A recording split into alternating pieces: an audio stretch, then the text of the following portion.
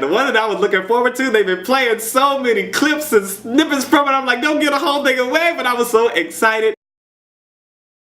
Hey fam, what's up, what's up, what's up? This is Robert Anton here, robertantonnyc, coming to you with your No Frills The Voice commentary from a singer. The voice battle rounds have begun. The coaches invite some stars to mentor their contestants. Miranda Lambert for TeamShakira, Aloe Blac for TeamAdam, the band Perry for TeamBlake, and Jill Scott for TeamUsher. And the steal is back this season in the next 2 rounds. TeamUsher started out with Biff, Gore versus TJ Wilkins. They did Ain't Too Proud to Beg by the Temptations. And Jill pointed out the contrast in their voices, with Biff being rough while TJ being smooth. In rehearsal, Usher made them try to win over Jill Scott, and again, I am loving his coaching because he gives you things that you can work with. And what better way when you're begging for a woman than to beg a woman to compete for her attentions? And also something he didn't say, which I'm sure the guys figured out, is like, you can be competing for this woman, but you might be singing to that woman over there, you might be singing for that woman over there, but you are still competing for the affections of a woman, and it just brings out a little more nuance to the performance. And Jill also advised them both to be more desperate. And they started out kind of focusing on Shakira in the battle, and both had their own sound and feel. I love the energy TJ brought, but the sound of Biff's voice with his rough and heaviness just kind of won me over. I think they both lost a little intensity from the final rehearsal, but Biff was trying to bring it while TJ was more performing for the crowd. Adam and Usher both stood for them when they were done. Shakira said it was unbelievable. Adam said the energy of it was infectious. Blac said it was pure entertainment. And Usher chose TJ Wilkins because he said TJ was relentless in the fight, and Blac stole Biff. Yes, congratulations, yes, good thing. And I found it great the way that Usher was really happy for him and went over and hugged Blac, you know, kind of thanking him for keeping him in the competition. But let's not forget that he can be stolen back. So, you know, maybe that has a little something to do with it. Let's see what happens. Next up was TeamBlake's Jake Worthington versus Lexi Luca, and they did It Goes Like This by Rhett. And Lexi was very nervous in the first rehearsal, but had pulled it together for the final rehearsal and got good advice not to show mistakes in her face on stage. You know, when you mess up on stage, you should be like, ooh, ooh, ooh, because a lot of times, a lot of people don't know. You know, but not everybody knows that you might have been doing it on purpose. So in the performance, Jake started out stalking Lexi. But his voice is surprisingly nice in my ear. They created some good chemistry on stage, and Lexi had some nice emotion and a pleading tone that fit the song well, but Jake knocked the big note out, and you know, sometimes that's what's most important. It was just too short. The note was too short. This was a very, very nice performance. Usher said it was pretty incredible and noticed Lexi's nervousness and chose Jake. Shakira complimented Jake's nasal tone. Are we usually down on nasal tone? Okay, anyway, Blac chose Jake Worthington while all the coaches were calling him a star afterwards. Next up, TeamShakira had Dani Moz versus DeShawn Washington, My Kind of Love by Sande. And Shakira was trying to get Dani in touch with her chest voice resonance in the first rehearsal. In final rehearsal, they were kind of stepping on each other's moments and kind of out screaming each other, and the judges told them to put it back and choose moments and blah blah blah and the other.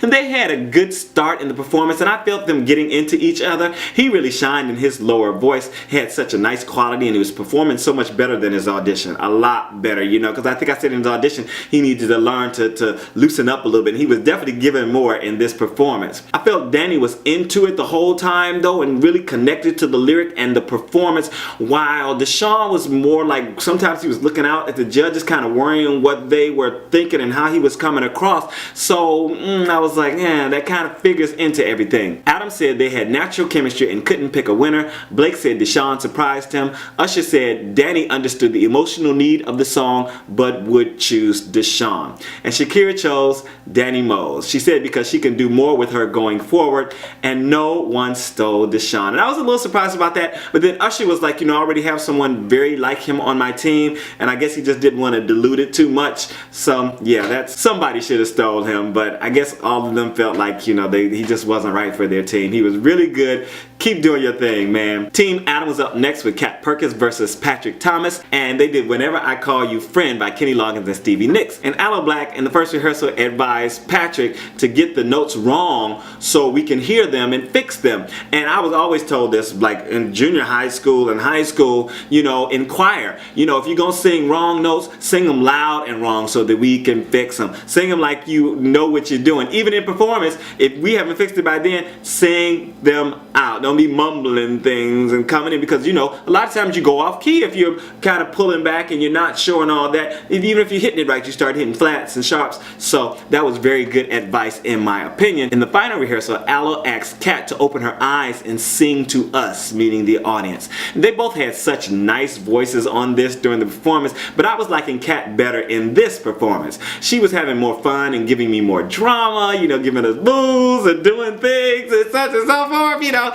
just emoting all over the place, but just being fun and enjoying herself. Patrick also didn't quite nail the big notes that were challenging him in rehearsals and seemed to be losing his focus as the song went along. After that big note, he started kind of losing his focus. I don't know what was going on. And Adam stood for them when they were finished. Blake said the tiebreaker was in the bridge and Kat had more presence there. Shakira said she liked the dynamic between the two. And Adam chose Kat Perkins because he said she has command of the room and an overall strength. And Shakira stole Patrick just before he walked off the stage. She said because of his raspy, deep voice. Good for him. Next we had the one that I was looking forward to. They've been playing so many clips and snippets from it. I'm like, don't get a whole thing away, but I was so excited. TeamBlake had Paula DeAnda versus Sisaundra Lewis. They did Do What You Want by Lady Gaga. And they were both so on top of this in their first rehearsals. This was making me nervous and excited just listening. All they were told for both rehearsals was just to pick their moments and not overpower each other. I think Blake said he wanted Paula to bring it up a little bit and Sisaundra to pull it back a little bit, but yeah. So Blake had talked about Paula's pocket when they were in the first rehearsal, but she was behind for the first half of this song and Sisaundra kind of followed suit. She pushed her back just a little bit. The performance got hot during the bridge though, and that is where it started. That's where the battle began, right? And that note Sisaundra hit was inspiring. I was like, oh, and of course I've heard it 50 times, but it was just still just, oh my god, just blew everything out of the water. And I think she won just on that one note, even though I felt like she was more on top of the performance throughout, but that note sealed the deal. Usher said they drove each other to give great performance and noticed pitch issues in Paula's falsetto and favored Sisaundra. Shakira said Sisaundra reserved the high note for the right moment. Blake also mentioned Paula falling out of the pocket and pushing Sisaundra back. Blake chose Sisaundra Lewis, and I was surprised no one stole Paula, but then after I had time to think about it, I was like, you know, someone mentioning pitch issues, she wasn't in her pocket, she really didn't live up. She didn't give Sisaundra the fight that I thought she was going to give her.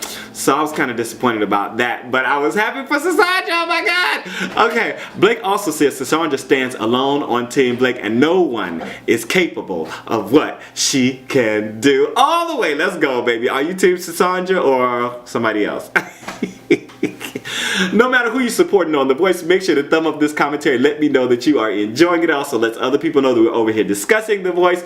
And, you know, bring us some more people. Come on, bring some more people on over to discuss it. Thank you so much for your thumbs. Last up, we had TeamUsher. It was kind of anticlimactic, though, after Sisaundra and Paula. But Jake Barker versus Stevie Joe. They did Higher Love by Steve Winwood. And Usher wanted both of them to project more and be aggressive in the first rehearsal. Jill Scott said Jake has a Justin Timberlake thing going on. Did you see that? And advised them to emote and save the world with the song. In the final rehearsal, they both were struggling and got good advice from the mentors on how to work with things, and you know, so you got to watch that because it was just a lot going on.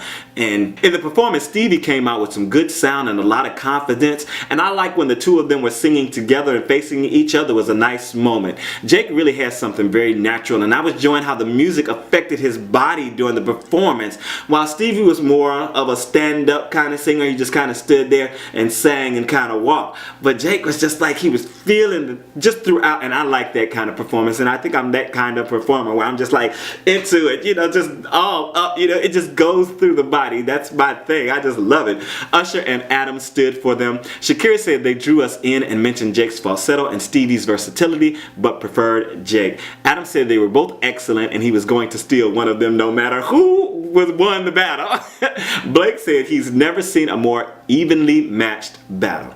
Then Usher chose Stevie Joe because he blew him away, and each time he performs he gets better. He was also the only one to turn for Stevie, so I kind of understand what's going on there. And Adam was pushing his button right away as soon as he was pushing it the whole time, like, and then the other two coaches also attempted to steal, but Jake chose Adam because he's amazing at what he does. Alright, well there you have it. This is Robert Anton, robertanton.com. Tell me what you thought down in the comments and what was your favorite battle. I'm out. Peace.